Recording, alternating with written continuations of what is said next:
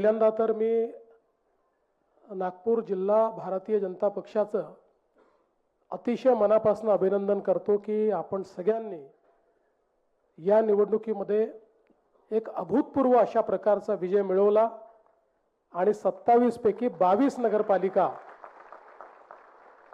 भाजपच्या झेंड्याखाली आपण जिंकलो।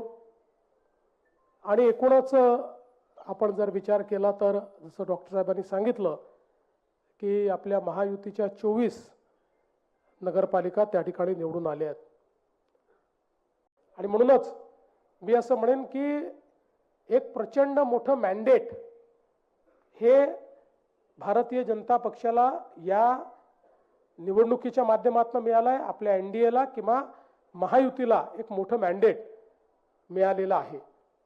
आज आपण नागपूर जिल्ह्याचा विचार केला तर ज्या प्रकारे अभूतपूर्व अशा प्रकारचा विजय आपला झालेला आहे, मला असं वाटतं की हा नागपूर जिल्ह्याच्या इतिहासातही एक प्रकारे अनेक विरोधकांचे किल्ले हे पूर्णपणे उद्ध्वस्तच झालेले आपल्याला पाहायला मिळत आहेत।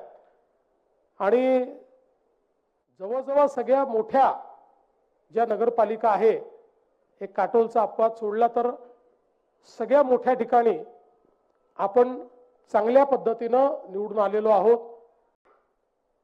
कालच्या निकालाने एक गोष्ट अतिशय स्पष्ट केली आहे की महाराष्ट्रामध्ये नंबर 1 चा पक्ष हा भारतीय जनता पक्षच आहे।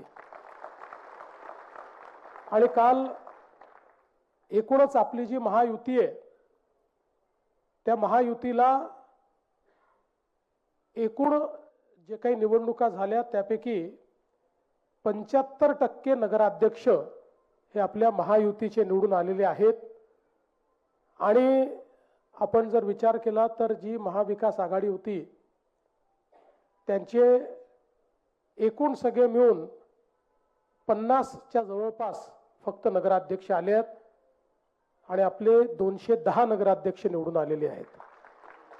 त्यामुळे एक प्रकारे आपण या निवडणुकीमध्ये महाविकास आघाडीचा पूर्णपणे सफाया केलेला आहे हे देखील या ठिकाणी स्पष्ट होत आहे।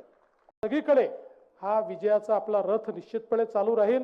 पण एक गोष्ट निश्चित आहे की कुठल्याही विजयाने आपण त्या ठिकाणी मातणार नाही, माजणार नाही, हा मात्र एक आपला संकल्प आहे। विजय हा आपल्या कामाची पावती आपण समजायची आणि अधिक चांगलं काम कसं करता येईल, अधिक लोकाभिमुख कसं होता येईल, लोकांना अधिक सोयी सुविधा कशा देता येतील या दृष्टीने आपल्याला येत्या काळामध्ये प्रयत्न करायचा आहे। डॉक्टर तुकाराम गवळी, सहसंपादक, सक्षम पोलीस टाइम्स न्यूज 112।